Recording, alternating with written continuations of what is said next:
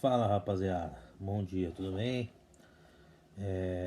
Nós vamos abordar hoje o capítulo 3 do livro de vocês, que trata sobre sociologia contemporânea. Eu sei que nós já vimos algumas partes desse capítulo, mas como já faz algum tempo eu quero dar uma retomada, tá?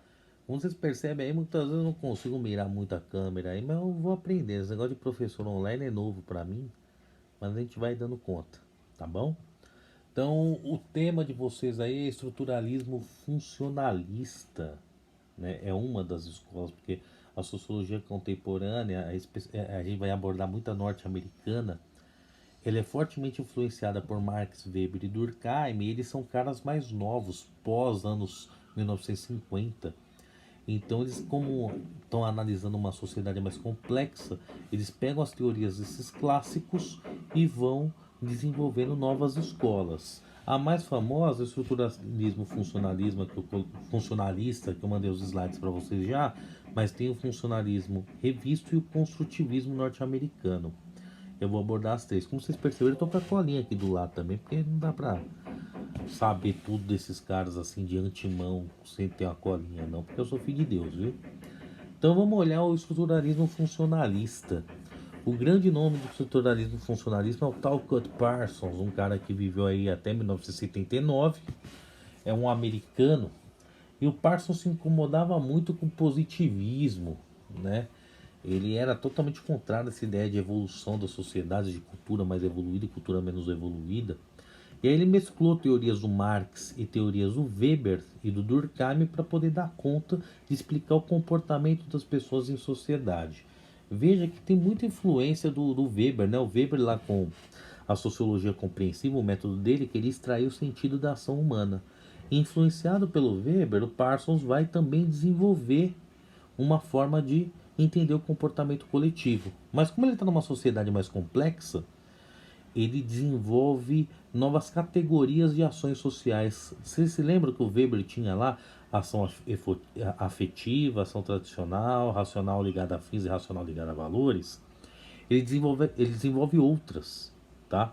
Para uma sociedade com novas demandas. Então a primeira que ele tem é adaptação. Essa é muito simples. Indivíduos que têm que se adaptarem ao meio social. Não tem para onde correr. A gente nasce e tem que se adaptar ao meio social. A segunda delas é a realização dos fins coletivos. Quando a gente se adapta, a gente aprende que a sociedade tem alguns fins coletivos, algumas finalidades, alguns objetivos que nos impõem. Então a gente vai ter que estudar quais são esses fins coletivos, nos adaptar e muitas vezes a gente tenta procurar realizá-los, tá? A terceira fase é a integração. Essa é mais específica para quem vai estudar a sociedade, que é o cara que vai ter que entender os diferentes setores que compõem a sociedade e como eles estão interrelacionados, como eles dependem um do outro para funcionar. Eu tenho que entender as partes, como essas partes se relacionam entre si, para entender o todo. Tudo bem? E o último é a manutenção dos modelos de controle. Existem algumas instituições como o Estado, como as igrejas, a mídia, a família, que vão buscar manter a sociedade sob controle de acordo com normas pré-estabelecidas, para que as normas sociais vigorem, os processos de socialização têm que ser transmitidos de forma a adaptar os indivíduos a essas normas. Então você passa por esses quatro processos, tá? De certa forma, mesmo que você não estude a sociedade, você tem que entender basicamente como esses mecanismos funcionam para poder se adaptar a ela. Tudo bem? Bom, o Parsons vai pegar o sentido de coesão social, que foi muito bem desenvolvido pelo Durkheim, né? Coesão social por Durkheim são indivíduos que de forma autônoma se sujeitam a determinadas normas, regras para poderem conviver em sociedade. Só que o Parsons ele muda um pouquinho. Ele fala que é o grau de identificação que o indivíduo tem com o sistema do qual ele é parte. Então, assim, existem normas, existem regras. Essas normas e regras estabilizam a sociedade. Se o indivíduo se identifica, a sociedade como um todo se identifica, tudo corre nos conformes. Quando entra em crise, significa que não há mais um grau de identificação, se perde o consenso geral. Esse consenso que é colocado pela família, pela mídia, pelo Estado, ele enfraquece, ele entra em crise, tá? Então as pessoas deixam de se identificar com as normas e valores impostos e passam a defender seus interesses, tá? Normalmente, esse consenso geral é criado porque existem interesses particulares que são universalizados. É a ideia mais ou menos de ideologia do Marx, né? Que a burguesia cria. A burguesia tem interesses específicos, mas cria mecanismos de transmitir essa ideologia como se eles fossem universais, né? Aí vem a influência do Marx.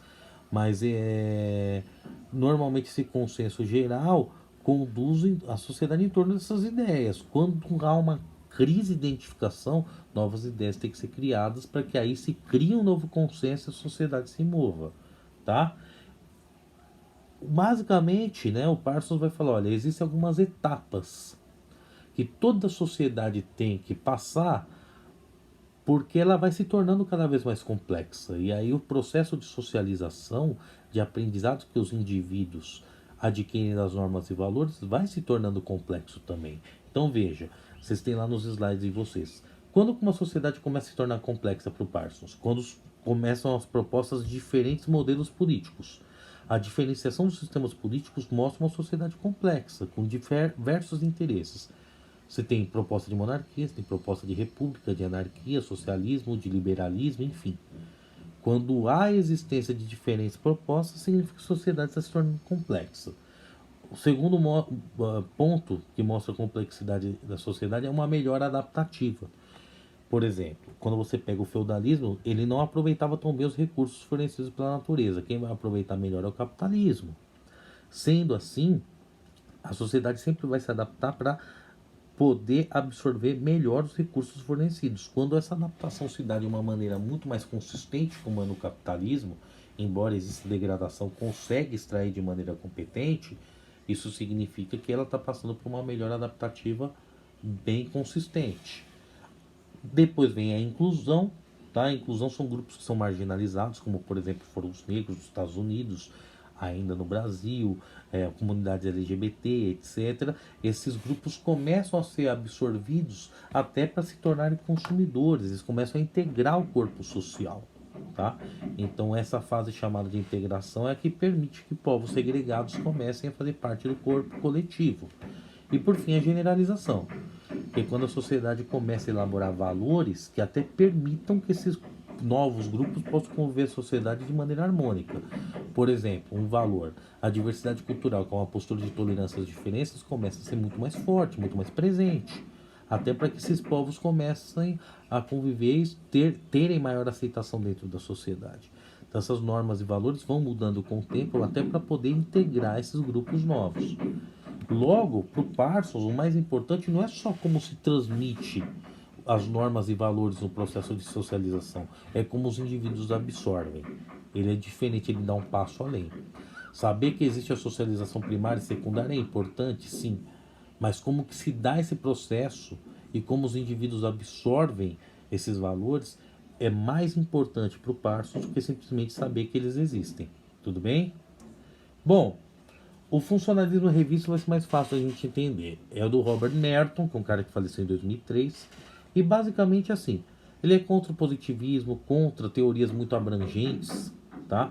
Como por exemplo o marxismo, que queria dar conta de explicar tudo, levando em conta algumas leis gerais do capitalismo, a própria teoria do Durkheim, e vai ser mais influenciado pelo Weber, ele quer dar conta de detalhe. Basicamente, ele quer entender por que alguns indivíduos se adaptam mais e outros menos ao meio social em que vivem. E aí ele desenvolve uma teoria chamada sociologia do desvio de norma. Ele vai pegar lá o conceito de anomia do Durkheim. Olha como esses caras bebem da fonte dos clássicos, tá vendo? Ele bebe do Weber, aí ele vai no Durkheim. O que era anomia para o Durkheim? Basicamente existe um problema social sem uma regra para poder coibir a existência desse problema. Logo tem que criar a primeira regra para depois dar conta do problema. Pro Merton vai ser um pouquinho diferente.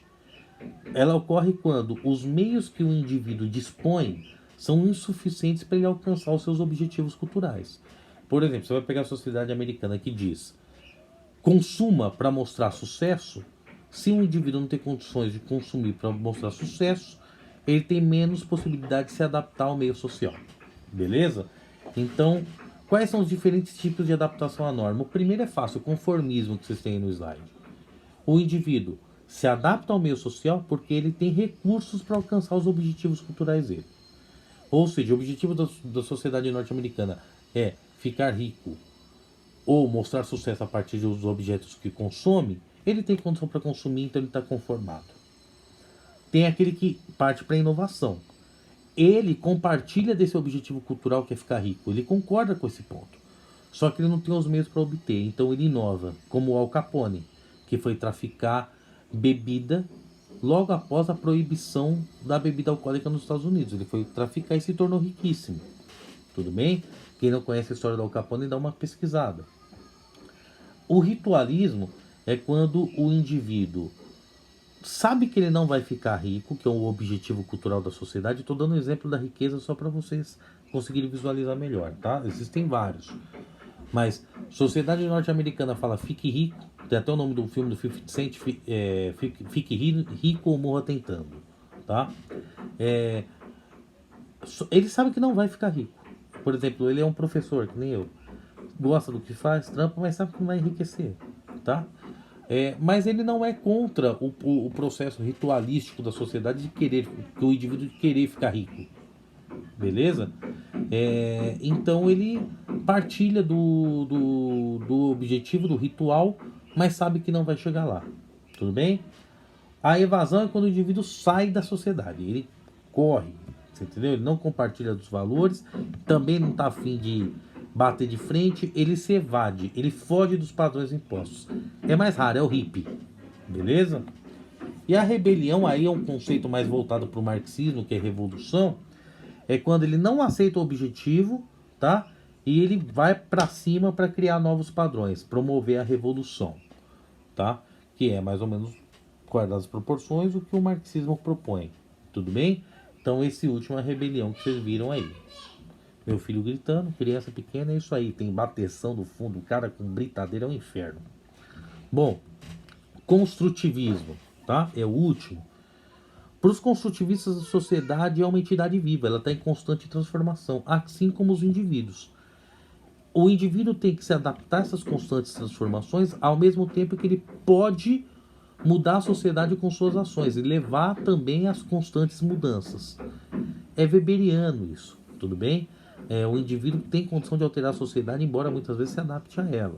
Tá? Então os caras pegam do Weber. Os grandes nomes disso são o Bergman e o Luhmann. Basicamente, o que eles querem? Entender o sentido da ação social. A mesma pegada do Weber, só que agora para uma sociedade mais complexa. E aí eles vão perceber o seguinte, muitas vezes o indivíduo ele tem que se adaptar ao contexto, então ele vai repetindo ações para se adaptar ao contexto. Por exemplo, você é aluno, você repete uma série de ações no seu cotidiano de aluno. Estudo, submete a hierarquias da escola, dentro da sua família, hierarquias dos seus pais, as cobranças, os resultados, enfim. Por quê? Porque esses autores vão defender que o indivíduo tem, dentro de cada papel social que ele exerce, na escola aluno, na família filho, enfim, ele tem um pequeno número de referências, tá? Há pequenas ações, pequenas escolhas que ele tem que optar para poder agir dentro de cada papel social que ele exerce. Isso é chamado de costume. O costume, o que é? Um estreitamento de escolhas. Ou eu sou um bom aluno, ou eu sou um aluno ruim. Eu sou um bom aluno nesse meu papel social, desde que eu faça as atividades, respeite as hierarquias, tenha uma boa relação, tenha comprometimento. Sou um aluno ruim quando eu faço totalmente o contrário disso, né? Perceba que você não tem muitas escolhas dentro dos papéis sociais. E esses autores, eles chamam isso de costume, esse estreitamento de escolha. E aí a gente vai criando imagens dos indivíduos a partir das escolhas que esses indivíduos adotam nos papéis sociais que eles exercem. A gente chama isso aí de essas imagens dos indivíduos, que tipificações que a gente cria sobre os indivíduos. Então a gente tem basicamente dois caminhos para isso. Para criar a imagem do indivíduo, a gente pode ir para a zona de lucidez, que é aquilo que a gente conhece das pessoas. Por exemplo, o professor Bruno vai para a escola, o que eu vejo dele faz com que eu tenha uma imagem dele. Eu estou vendo, estou percebendo e criando uma imagem do cara. Por outro lado, nós temos a zona de obscuridade, que é aquilo que eu não sei do professor Bruno. Mas eu crio uma imagem porque eu imagino algumas coisas que ele possa fazer fora dali, fora do meu convívio com ele. Então, por exemplo, eu vejo o professor Bruno, o professor Bruno, ele brinca, ao mesmo tempo ele é bravo, aí eu imagino, ele deve ser muito bravo com o filho dele. Ou ele pode ser um cara muito legal com o filho dele. Ou ele pode ser um bom marido, um marido carinhoso, ou pode não ser. Veja, você está conjecturando. Está fora da sua zona de lucidez, está na zona de obscuridade. Você não me conhece no meu dia a dia, mas mesmo assim cria imagem a partir do que você conhece na zona de lucidez. Tudo bem? Então, isso é fundamental para a criança, né? Criança, no processo de socialização dela, quando secundária, quando ele vai para a escolinha muito pequena, eles são muito imaginativos. Então eles pensam muito as coisas a respeito disso. Vocês não, vocês são mais adultos, vocês têm mais o que fazer do que pensar em mim, né? Espero. Beleza? Então capítulo 3, gente, terminado. Me alonguei, o vídeo é um pouco mais longo, mas é menos que vocês costumam me ver falar, tá? Porque esse capítulo é mais complexo mesmo, mais chatinho. Qualquer dúvida que vocês tiverem, mande no chat do Escudes, tá? Faço as questões do capítulo 3, beleza? Como eu vou vistar posteriormente, a gente vai discutir, vocês vão mandar foto, enfim, a gente vai discutir isso posteriormente, mas faço as questões, tá bom? Grande abraço, se cuidem, valeu!